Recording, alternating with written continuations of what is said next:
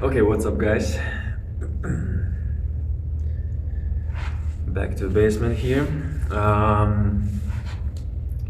So, the fight of Cherkasov, Oleg Jerkasov. Let me think a little bit about it. I just realized that Oleg was actually better than Daniel Prokopchuk last time we met.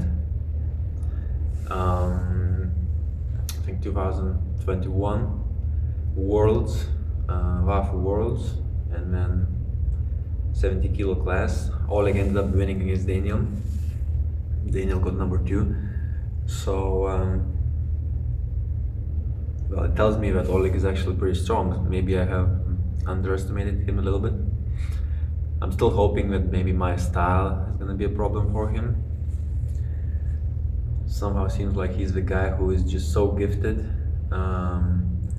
in the power department that he maybe doesn't really need to be smart. But then if he's facing me, I'm somehow also good in the static strength way of pulling. And then if I can get a little bit of an advantage early on, maybe I can match his power. And then I would hope that he does get tired little by little. So yeah, that's basically what I'm hoping for. Maybe there's a chance that I can just finish him off the go. And I am planning to win, by the way. I really don't see myself losing this one. But at the same time, I'm trying to understand that Oleg is really a beast, and he was supposed to fight Makarov a little bit later. And at first he even refused the match with me just because he remembered that he has to face Makarov and he had to get ready for that.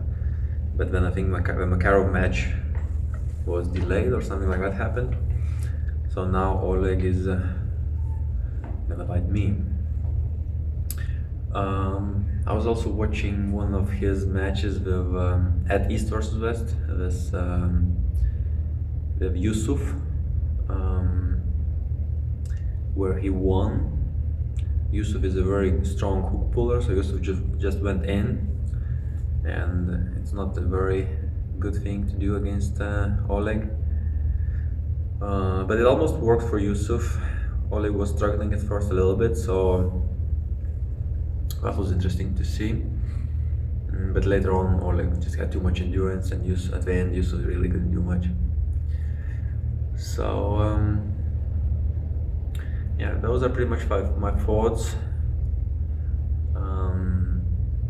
The good thing is that Oleg, I don't think that he can press, like flop wrist press, too efficiently.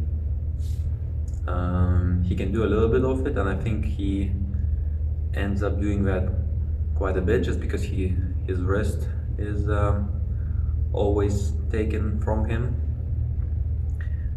So maybe during these couple of years he got better at flopping. But the good thing is that his arm is a bit longer than Daniel's Prokopchuk, for example. Daniel's just too short and so stocky, and he gets in and it's difficult. But Oleg, he's always a bit open, and that long lever makes it difficult for him to apply too much power.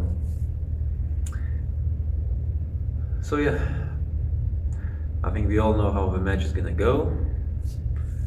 Just boom, and then sideways.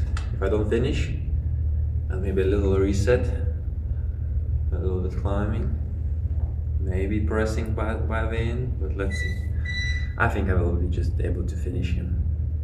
Just like boom. And he's gonna be like, yeah. But I'm already waiting for a match. It's gonna be fun. One more issue, which maybe I shouldn't really mention it, but I was pulling a tournament less than a week ago, and I ended up pulling a little bit like this against one Swedish strongman, 145 kilo at least. So I'm trying to just make sure the arm is healthy, because I felt like elbow is a little bit inflamed. It's getting better every day, but and I'm hoping it will be just perfectly fine in another week. Yeah, so little by little it's getting better and better, so I'm gonna be fine. But at first it made me a little bit worried because you don't really want to arm wrestle anyone super strong like Oleg while being a bit damaged. Because if the match stops for